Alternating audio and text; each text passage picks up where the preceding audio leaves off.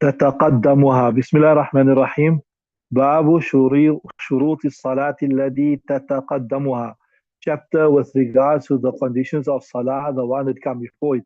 We mentioned yesterday, Bismillahir Rahmanir Rahim.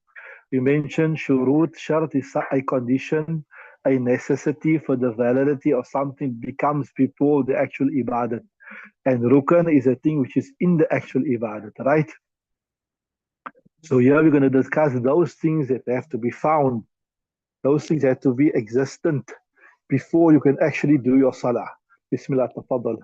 يجب على المصلي أن يقدم الطهارة من الأحداث والأنجاس. Right. Bismillah ar-Rahman ar-Rahim. يجب على المصلي أن يقدم الطهارة من الأحداث والأنجاس. It is necessary upon the musalli, the person who is intending to read salah, right? أن يقدم, that he brings first taharat from hadath and anjas. What I mean here is, we discussed this. One is hadath asghar, which means the need to make wudu, and hadath akbar, the need to make ghusl.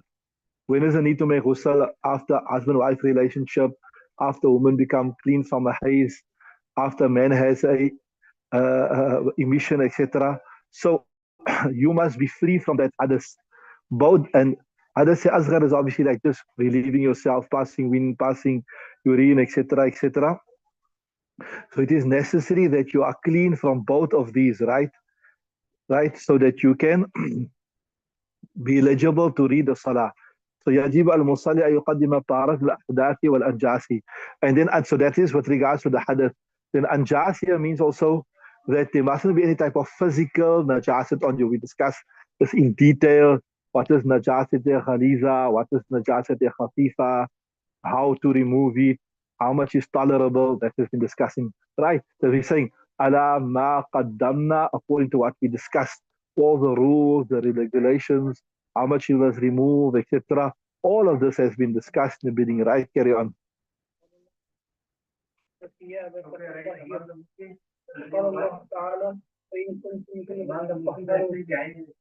So, what is a proof of this from the Quran that you can't just pray in any condition with dust on you, etc.?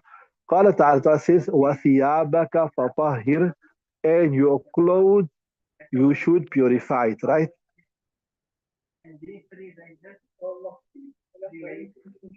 Yeah, and Allah says, وَقَالَ تَعَالَى, that's so that your proof to say that your clothes must be clean.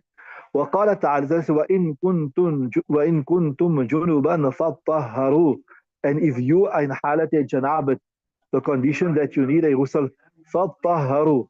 One is طَهَرَ يَطْهُرُ, uthur, be clean. فَطَهَّرُوا is a superlative form, which means you must thoroughly cleanse yourself. So that shows you from janabat, it's not just a normal wudu, but it is a thorough cleansing, right? فَطَهَّرُوا. So so the first condition we covered there. Now we're going to be in the next ibarat, in the next text, we're going to be moving to the next condition. So the first condition is that you must be, your body and your clothes must be clean from najasat and hadath, right? Next one. وَيَسْتُرُ عَوْرَتَهُ, and he will cover his awra. That's the next condition, right? What's our proof for that, to say that you have to cover your awra? See? You got? وَيَسْتُرَ, that also makes sense. Yeah, so you say there, يَجِبُ الْمُصَلِّ أَن يَسْتُرَ عَوْرَتَهُ, right? Carry on.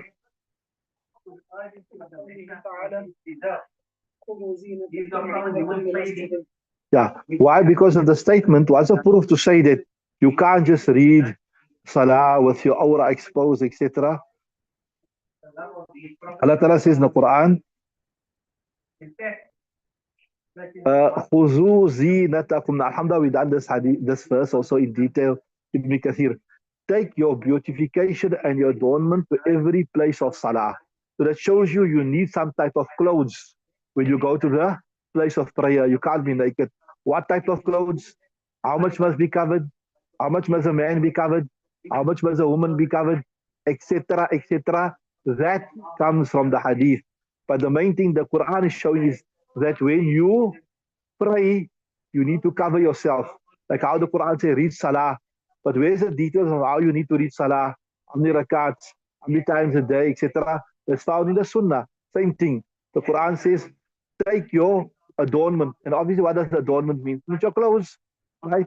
And if you look at that verse, this verse was revealed with regards to those people who used to make the tawaf of the Kaaba naked. So Allah says they should believe now that they committed sins in their clothes and the clothes are spiritually defiled, etc., etc. So Allah says, no, take your clothes with you. From the context, you understand, it means take your clothes with you to the masjid. خُذُوا زِينَتَكُمْ عِنْدَ كُلِّ masjid, right? And then the next part explain what is it? Right. أي ما يواري أورتكم عند كل صلاة. You must take with you to the masjid, to your place of salat, wherever you're going to read salah, whether you're reading, a woman is reading by her house, a man is supposed to read in the masjid, or is reading by the house. أي ما يواري أورتكم, that which you will cover your aura in the kulli salat, in every salah, right? That's one proof from the Quran. Another proof, right?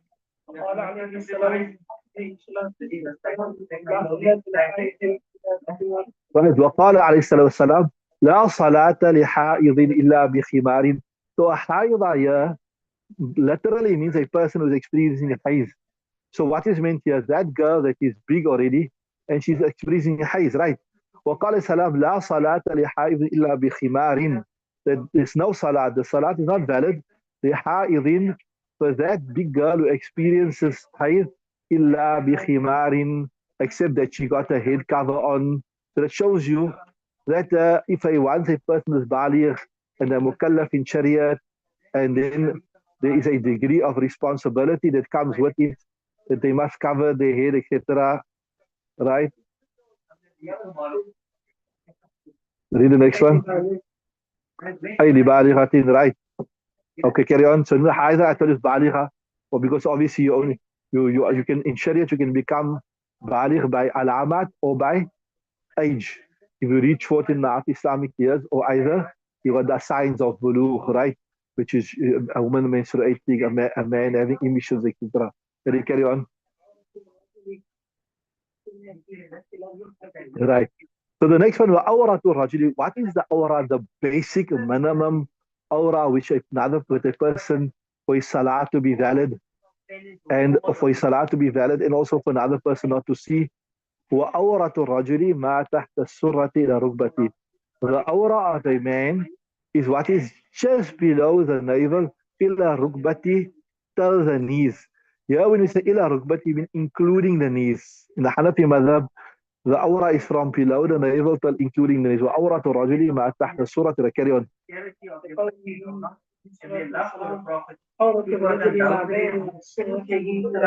Yeah. So what is the proof for this? What is our proof that this is from the hadith? لقوله عليه السلام, because of the statement of Nabi sallallahu alayhi wasallam, أورة الرجل, the aura of a man, ما بين سرته, what is between the letter, the level إلى ركبته, to what is to the knees, right? So from this one, it stands from below. Read the next one. ويروى, you got ويروى? Right. And it's narrated ما دون سرة, what is just below the navel, right? حتى تتجاوز, the same hadith, it's also narrating the words حتى تتجاوز ركبة, until it goes beyond the knees, right?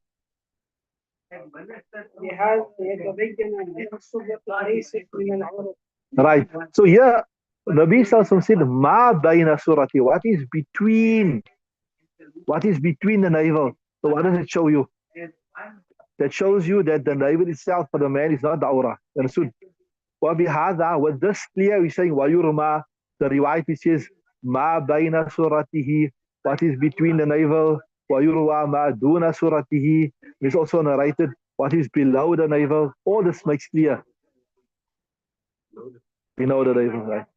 وبهذا, with this, يتبين, it becomes clear أن السورة ليست من الأورة, for a man the navel is not part of the aura. خلافا لما يقوله الشافعي رحمه الله تعالى, Contrary to what Imam Shafi says, Imam Shafi says what? He says what? الركبة من العورة. Right. So he said لما يقول الشافعي والركبة من العورة. Right. So he says right. خلافا لما يقول الشافعي, contrary to what Imam Shafi والركبة من العورة, that the navel is actually part of the aura, right? And this is also contrary to him, contrary to Imam Shafi, right? What you got in Asha there? Come again?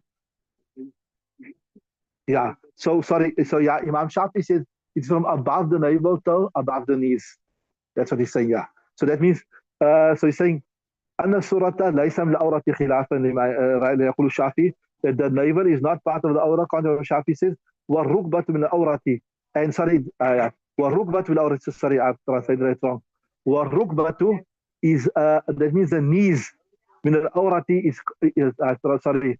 So والركبة من الأورة, and the rukbah, the knees, is part of the aura called the Hanafi madhab. So from the Hanafi madhab, it is from below the navel till below the knees. From the Shafi madhab, it's from above the navel till above the knees. So you see, وَالرُّكْبَةُ مِنَ الْأَوْرَةِ, and the rukbah is from the aura, right?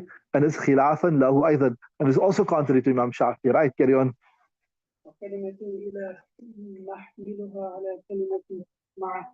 Yeah, they're saying, see, look at the hadith, it says here, عورة الرجل عورة الرجل ما بين سرته إلى ركبته.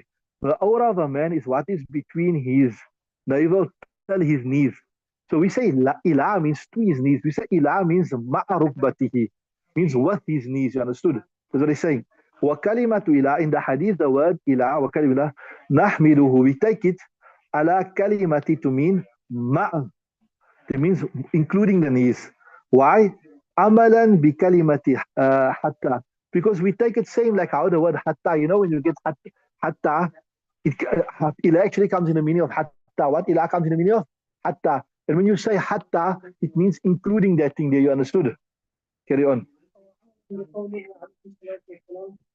And besides this way, we take ila to mean ma'a. وعملا, there's another statement بقول عليه السلام of the statement of Nabi Sallallahu, which says الركبة من العورة, that the knees is part of the aura. الركبة بالعورة, that the knees is part of the aura. Right, carry on. Right. So now the next ibarat, now we finished. We said the bare minimum of a man is from below the navel till the knees. So now in the next text, we're going to discuss what is the aura of a woman. Right? وَبَدَنُ الْحُرَّةِ كُلُّهَا أَوْرَةٌ إِلَّا وَجْهَهَا وَكَفَّيْهَا. Here it says the body of a woman, all of it is aura except her face and her hands. Right? So if a woman is, from other texts, we understand also that the feet is not from below the ankles is not also aura, right? So from this we understand, yeah, that for a female, that so she when she reads salah, her face can be open, her hands can be open, and her feet. When we speak about hands, we speak from the wrist down, right? And we speak about feet, then we speak about from the ankles down. So if you were sharp, you would have asked me, now look here, according to a Hanafi madhab here, the face of a female is not aura. So why do we say now that the woman must cover their face, they must wear the niqab, etc., etc.? So technically speaking, the face in the Hanafi madhab, the face is not a aura. The face is not part of the aura. There's another principal concept you will study of. There's something called saddan lizzara'i'. Saddan lizzara'i means something which is intrinsically halal. There's nothing wrong with it. But because it could potentially result in something wrong, we institute a law. So we're saying the woman's face is not a aura in the Hanafi madhab. But potentially, if she is young, she's beautiful, she's pretty, and then there is potential fitna that come out of that. So we'll say now, saddan lizzara'i'. Not because the face is the aura, not because the face is the aura, but just to close the doors of fitna, we say she must cover her face. We say it's wajib to cover her face to prevent potential fitna. You understood? So this is a principle we'll discuss later on. right? So which is called saddan is right. So وبدن الحرة كلها عورة. The body of a woman, all of his aura, إلا وجهها, except her face, وكفيها, in her palms. And there is a proof. Read the next hadith with the proof.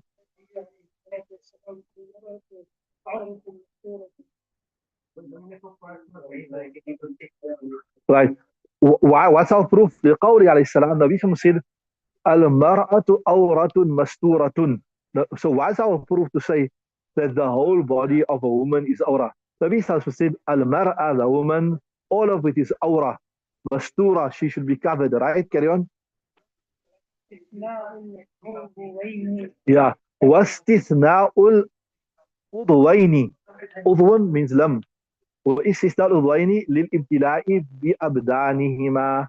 But the exclusion of these two limbs, that is the face and the hands, why we explain the original hadith في مذهب, why it's not awrat. للابتلاء بأبدانهما, because of them being involved in exposed. So he's saying, look here, you know, a woman is working a whole day, like she has to give things, she has to take things. Sometimes she has to be recognized, etc. She go to court, she go to shop, etc. So based upon hajat or based upon zarurat, right? The original Hanafi madhab said that the face is not awra. But I told you the latter ulama said saddan li zara'i'. What? To cover the whole of fitna, we say it's a fitna, right? Carry on.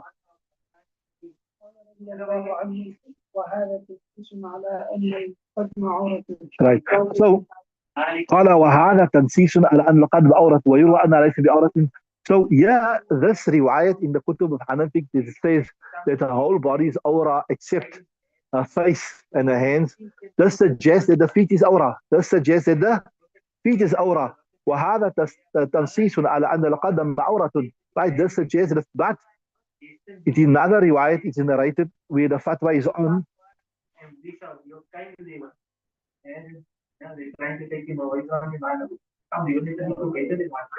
So a woman don't have to cover her face in salah. She don't have to cover her face in salah, especially in the confines of the home, because it's not aura. Yes, maybe if she's in a public space, etc., and she's reading salah, there's a fear that a man will see her, then she will cover it, right? So it is narrated that وَيُرْوَى أَنَّ لَيْسَ بِأَوْرَةٍ. Normally when you get a majhul sigha, it points to a weak sigha. But sometimes the fatwa is also on the weaker qawl. So وَيُرْوَى أَنَّ لَيْسَ بِأَوْرَةٍ. So technically, if you apply the law, this seems to be, like you say, a weak qawl, but it's not default ruling that every time the fatwa is on the stronger qawl, right? So وَيُرْوَى أَنَّ لَيْسَ بِأَوْرَةٍ وَهُوَ الْأَصَحُ, and this is the preferred, the preferred opinion is that it is not a awra, right? Carry on.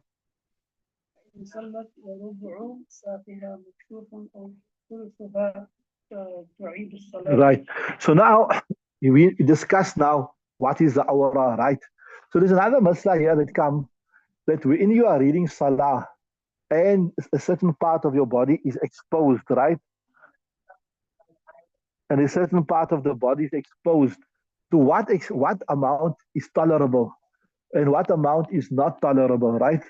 But in salat, if a woman is reading salah, now we say warub usaqiha, 1/4, right? Warub usaqiha, 1/4 of the shin, makshufatun, is exposed.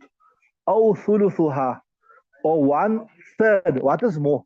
1/3 or 1/4? 1/3 is more, obviously. So obviously 1/3 will be included into 1/4, right? Thuluthun tu'idu salata. From the other text we learn, it means when it's exposed for the duration of 3 tasbih.